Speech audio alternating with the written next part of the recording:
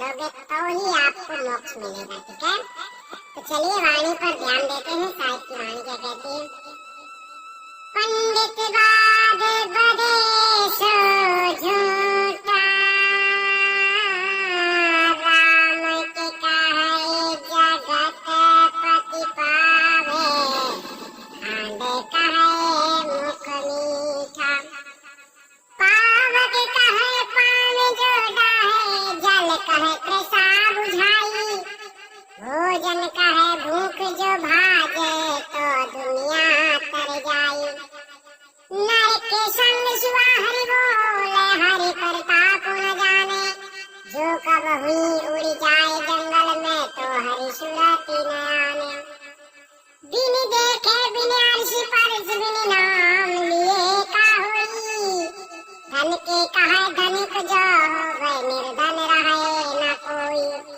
साची प्रीत विषय माया, सो हरि भक्तन की फांसी, कहानी कबीर एक राम भजे, बिन बांधे यमपुर जासी।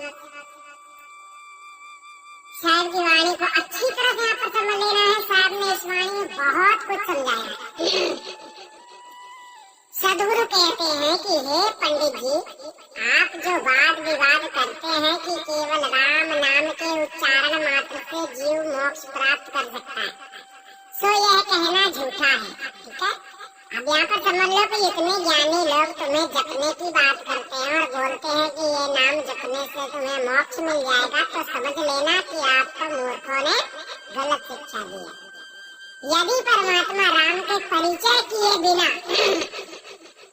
ही केवल राम नाम के कहने मात्र से संसार के लोग सदगति प्राप्त कर लें, तो खांड यानी शक्कर शब्द कहने मात्र से मुख भी मीठा हो जाना चाहिए, सो होता नहीं है।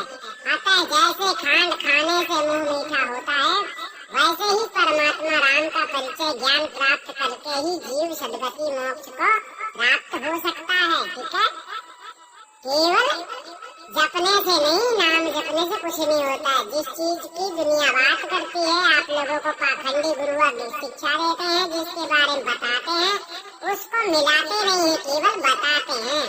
यहीं पर साहब ने कहा, किसी ने आपको शक्कर शक्कर कह दिया तो आपका मीठा नहीं होगा, इसलिए आपको शक्कर खाना पड़ेगा